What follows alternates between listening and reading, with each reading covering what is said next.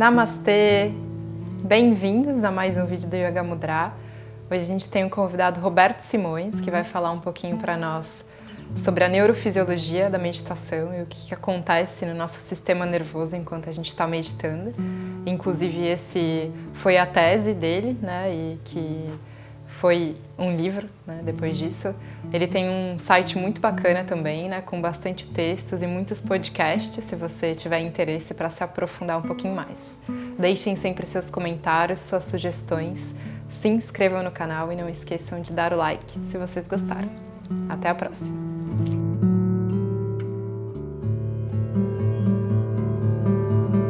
Meu nome é Roberto Simões, eu sou formado em Educação Física aqui na Faculdade de Educação Física de Santos. Logo depois da minha formação eu fiz uma especialização em Psicologia e alguns anos depois de formado eu fui fazer uma aula de Yoga com o Zé Antônio. Foi quando eu me deparei pela primeira vez com Yoga e as fichas começaram a cair, né, de por que eu tenha feito a Faculdade de Educação Física, né? Acabando uns 3 meses de aula, eu percebi que ele dava uma formação em São Paulo, eu fui fazer, onde ele dá a formação junto com o Marcos Rojo, né, na antiga FMU, agora ele está na USP. Logo durante a minha formação em Yoga, algumas coisas que essa minha cabeça de biologia, ela conflitava muito, né? Questões como energia, como chakra, como prana, são coisas que eu não conseguia entender, até hoje obviamente eu não entendo. Energia, por exemplo, para a gente que estuda biologia, da educação física, da biomedicina, é ATP. Se você cuspir no algodão, eu vejo quanto de energia você tem. E energia para o yoga é uma coisa muito louca, é uma energia que circunda o universo, entra pela sua narina, circunda a coluna, vai até a base da sua coluna, vem ascendendo para abrir rodas de energia chamado chakra, para que então você se ilumine quando abrir o seu último chakra no topo da cabeça. Não faz o menor sentido. Junto com a minha formação, então, eu fui fazer uma especialização em fisiologia aqui na Unimonte, eu falo aqui porque a gente está em Santos.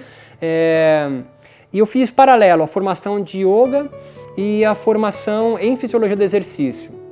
Acabando os 2 cursos, tanto o Marcos Rojo quanto a faculdade aqui, exigiam uma tese de conclusão de curso, né? Um trabalho para entregar. E aí eu percebi que eu tinha que entregar 2, um para o yoga e um para a fisiologia.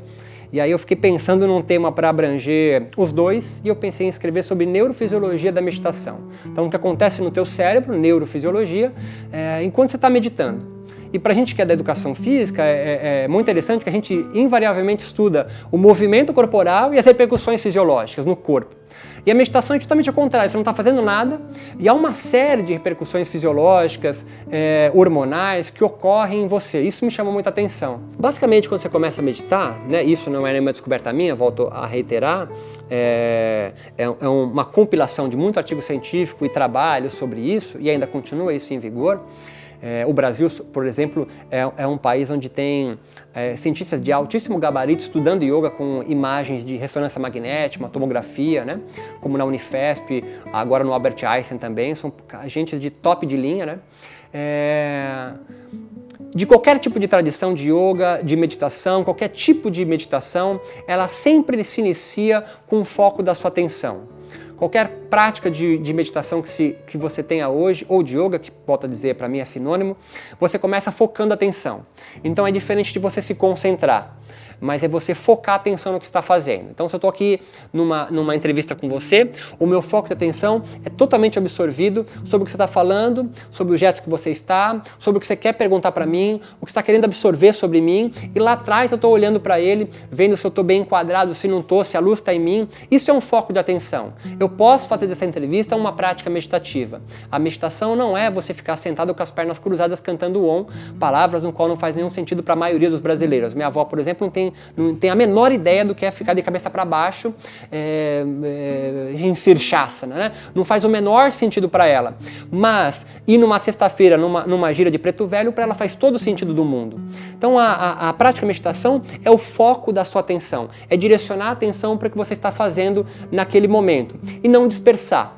É você ir fechando a sua mente num objeto só. A mente nunca vai parar de pensar, né? Aquela antiga sinônimo de meditação é parar os pensamentos, é uma grande piada, né? Sua mente foi feita para produzir pensamento e não há como você ir contra a natureza. É interessante lembrar que, por exemplo, a Igreja Universal, ela tem no seu site evangélica uma parte no qual deixa claro que os seus discípulos não podem praticar meditação. E o argumento é genial, né?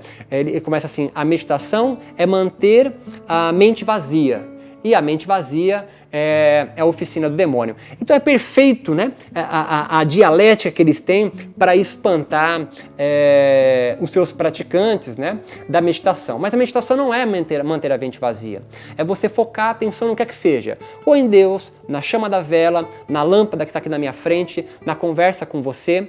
Focando a sua atenção, há uma área no cérebro específica que fica aqui, bem onde está o corno do demônio, o córtex pré-frontal. Os neurônios dali se ativam. Seja numa prática meditativa, seja brincando de Lego, se você gosta de brincar de Lego, seja você jogando xadrez, se você gosta de jogar xadrez, seja avistando uma presa enquanto a presa não avista, ou ao contrário, você sendo a presa, avistando o predador enquanto o predador não avista. Esse é um foco de atenção. Quando isso acontece, o seu córtex pré-frontal, esses neurônios aqui do seu cérebro, se ativam, trabalham.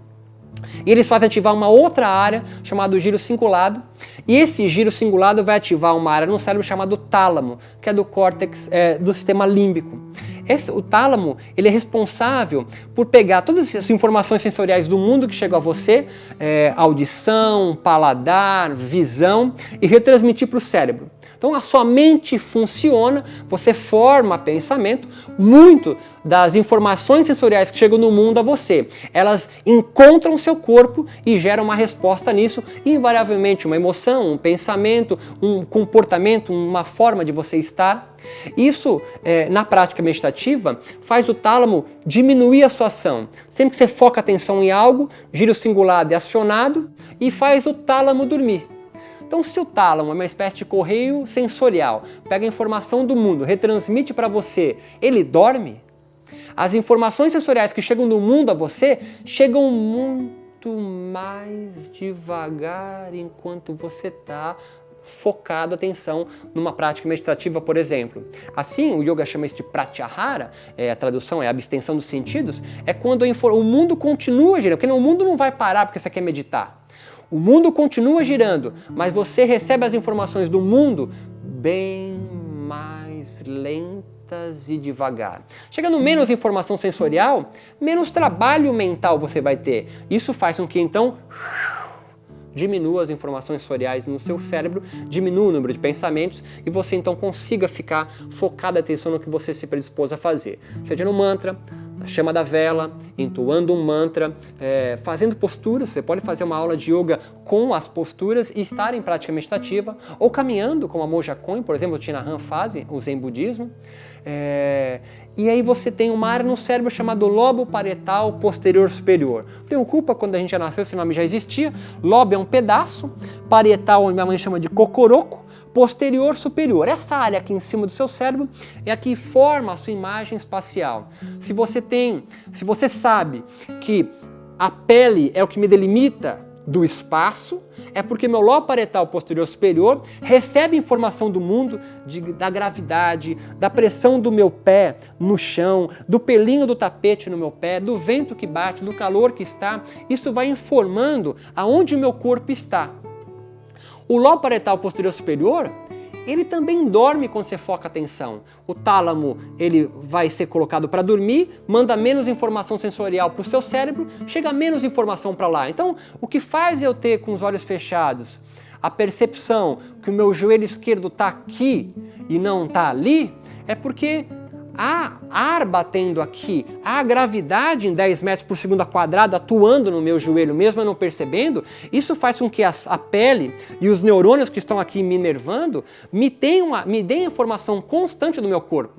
Você fecha o olho e eu falo para você onde está o seu nariz. Você não precisa abrir o olho e falar, meu nariz está aqui, nossa, ainda bem que eu abri o olho. Não, você tem a percepção do seu corpo. É até besta falar isso, por ser tão natural. Mas invariavelmente isso não está na sua cabeça, isso não está na sua parte consciente. Mas você tem uma percepção do corpo porque o mundo inteiro informa você que você existe, o corpo está lá. Na prática meditativa, quando você foca a atenção, uma menor informação sensorial chega no teu cérebro. E assim, há uma menor formação também da sua percepção espacial. E dessa forma, quando você está meditando, você pode se sentir, então, sem limite. Você pode se sentir, então, do tamanho do universo, porque a pele não mais o delimita, ou um nada. Na prática meditativa, quanto mais você foca a sua atenção, menos informação sensorial chega no teu cérebro e menos você vai formando a sua limitação corporal. Por isso é muito comum quando você entrevista meditadores experientes, swamis, mestres iluminados, perguntar para eles: o que você sente quando está na prática meditativa? Invariavelmente a resposta é pleno ou um nada. Né? Mesmo Sartre, que era o maior materialista do mundo, deixa claro que você é um nada. É muito parecido com o conceito que os zen budistas também têm. Né? O zen budista, o budista, ao contrário de um hinduísta, de um brahmane, né? Eles percebem que o brahmane percebe que você é pleno em si mesmo e o budista percebe que você é um nada. Aquele símbolo, né, zen budista, que é um círculo, representa isso. Você é um vazio. Né? Por isso que eles são ateus também. Você é um vazio. Isso encontra ressonância nas modernas pesquisas científicas sobre meditação. A resposta fisiológica à prática meditativa dá, uma das primeiras, é justamente essa que textos muito antigos já relatavam. Então, justamente esse aval da ciência sobre um texto de 5.000 anos atrás reforça a prática do yoga e meditativa como absolutamente atual nos dias de hoje.